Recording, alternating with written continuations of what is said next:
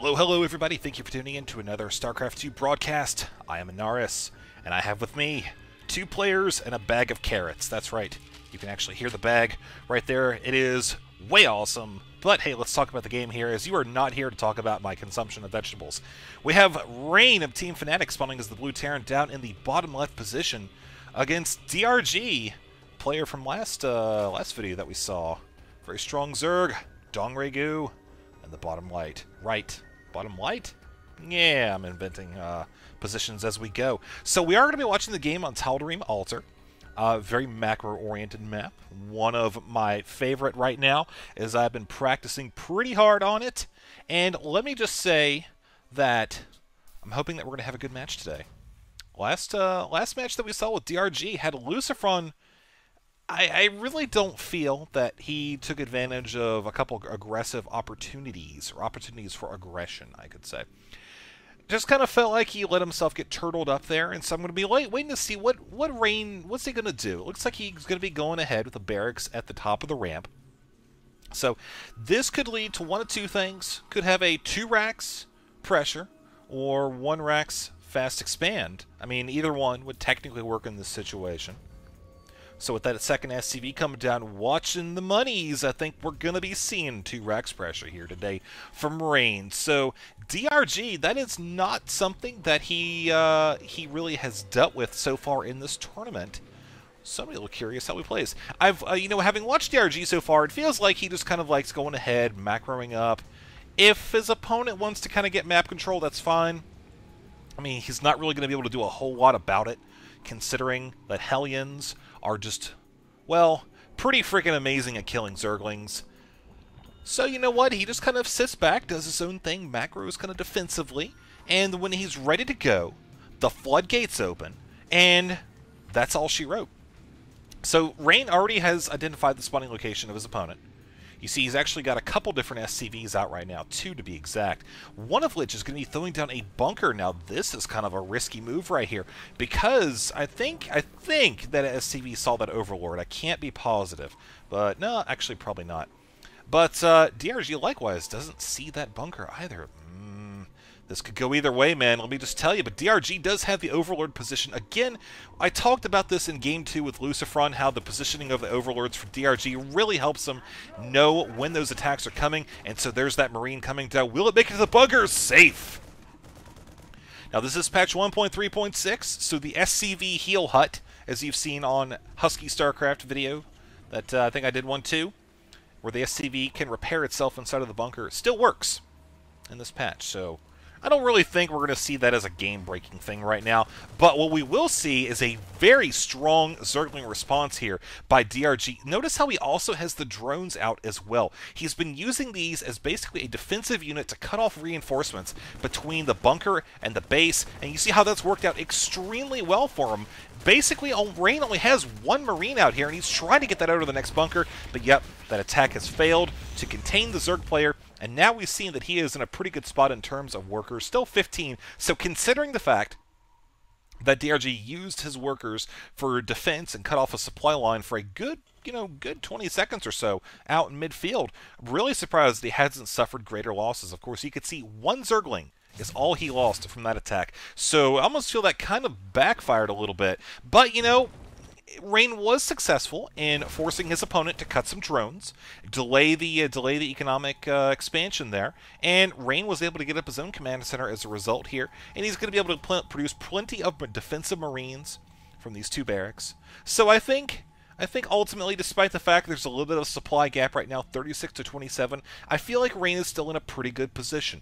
Because for DRG to really capitalize this, he would have to invest a lot of Zerglings to try to bust this up, get some gas coming in, and really, I mean, that's just kind of not really in his plan if we just watch his style and just kind of know how he performs. So he's got 1 extractor going down. All right, that's fine. Might go ahead and get speed. Maybe decide to go ahead and get some roaches as well. I mean, roaches would kind of be just for defensive purposes. I wouldn't expect to see him commit to any real level of seriousness with that unless Rain decided to go ahead and put consistent pressure on and the Zerglings just weren't cutting it, maybe to bust up some bunkers or something. But other than that, I think that DRG is going to be continuing on with the typical Zergling, Baneling, Mutalisk play that we've seen that he likes a lot against Terran players. Now, over here, we have the Zerglings busting down the rocks. DRG may be looking to go ahead and go with a third, but he does spot those Marines, who have in turn spotted that spine crawler up there. Again, this is just Rain trying to come over here and do any damage that he can. Drops a scan. Actually, that was a pretty good one because he took out one of the creep tumors that was ready to plop down another one, so that is going to delay that and at least force a little bit of extra energy over there. Possibly delay a inject as well.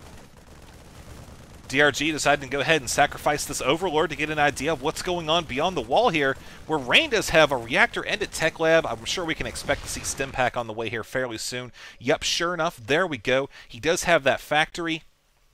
And let's see, yeah, there we go. Just additional barracks going down as well as a starport. So he's just going to go ahead and stay in macro mode here for a while.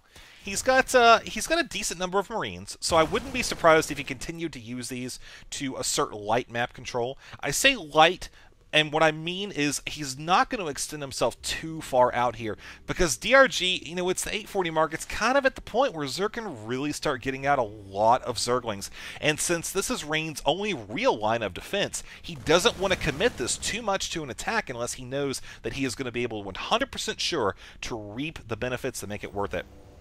And I just don't see him being in a position to execute that type of play at this point in time. Now, DRG, let's look at his perspective for a minute here. His economy is looking pretty darn swell, 49 to 33. And yes, I definitely just used the word swell. Rain also has a Hellion here, so he's got to watch out for that.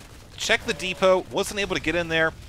If he was able to kill this tech lab, that would be a pretty substantial hit against Rain. We, of course, know that Stim Pack is on the way, and that's something that Rain is really going to rely on in the later match, or later on in the match, as those Banelings start to really become a real and present threat for those Marines. So, fortunately for Rain, he was able to deny that. But down here in DRG's base, like I said, his economy is spectacular. 51 to 37 now. His income is great. And he's going to be going for a third here, I feel, in just a second or two. And he's going to still probably hang out in his base for a little while longer. He wants to get some mutas up. And I think that's where we're going to start seeing the harassment. We do, of course, have Rain continuing to move out. Again, he's just looking to kill some of these creep tumors. He's not going to be looking to go up and try to commit to an attack in the natural expansion. He knows those spine crawlers are up there. You see, there's the scan. He's, again, just trying to clear out some of this vision. Try to make the Zerg feel a little bit less comfortable. And you see, actually, now here comes a drop in the natural expansion with the Marines down here in the low ground. This is actually a very smart play, leaving them like this. He is able to get a lot of free kills that way, and delays the gas as well, hurting that Mutalisk production. But you see, DRG already has one Muta on the way, several on the field already, and he's going to be in a pretty strong position to move forward and assert a little bit more of his presence midfield. Whether or not he's going to be able to realize a net gain from this, I don't know. We see there's still a lot of Marines. Yes, we saw that Rain was able to stem and get out of that, but it's important to note that he does not have any medevacs at this point in the game. He does have 2 on the way, so that's good. But until those arrive, he's going to have to be fairly careful. Now, we do have a little bit of Mutalisk harassment. I don't think he's going to see any significant kills from that. Again, the Marines are already right next to it. So good quick response with that liftoff of the barracks there. But now DRG, with his 3rd expansion, he's got the Terran back in his base. He's just going to go ahead and continue to macro up. You see he's also got a Corruptor on the way. Actually, this will be a pretty good unit for scouting the Terran base. If he doesn't have to worry about too much about those Marines, get in there, and hey, if nothing else, man, corruption later on. So we'll, of course, see what happens in the meantime. Mutas are going to be running one way. The Marines going another. Who will be effective first and drive back the other one? We'll look at the Terran base and see that he does stand to lose nothing. Well-placed turret there by Rain as he continues to move forward with the Marines, actually retreating back, hoping to get a kill or two, catching the Mutas on the way back to the base. Again, creep tumors taken out. And DRG is just looking for an opportunity at this point. Not seeing it, he is going to probably head back to base. He has to dodge these Marines, though. Just 1 second of inattentiveness for DRG will equal the loss of about half of this ball, which would be absolutely devastating, as this is DRG's primary means of keeping Rain midfield, back in his base, etc., which is what he wants to do until he gets this expansion going. He knows that he's essentially has Rain contained right now. And by contained, I mean Rain probably isn't feeling too comfortable going beyond the boundaries of, say, this watchtower right here, up north, nothing of that sort. And especially since all of these Zerglings are now midfield, combined with the Banelings, I think we're going to see Rain in a little bit of an uncomfortable position here if he keeps getting locked in like this. Again, the threat of the Mutalisk harassment is very high, and we're seeing, again, even the turrets, the defense is meant to hold that off, are going down, and now he's going to be losing that gas, which is really going to hurt later on as he is trying to get out that siege tank tech. He's going to be trying to produce some more siege tanks. He already has 3, so that's good. And you see he's going to try to use that to basically go and do some damage somehow, some way, and possibly actually bring these tanks with him. I'm going to lift off that barracks. Yeah, there you go. But now DRG, he's comfortable with the position he's in. Just look at the income right now and see 87 to 57. That is a giant gap. You see there's actually a 30 supply lead as well. So the Marines are actually going to be doing some nice micro there by Rain. Banelings come in, take out the tank. Not the ideal target for those Banelings, but we are going to see more Banelings coming in here as well. The Marines going to get him. Oh! No! Again, good micromanagement by Rain is going to allow him to press forward. Notice he only has 1 medevac, though, so he's going to be, again, very careful with that stem, and I don't know how much we're actually going to see come from this attack.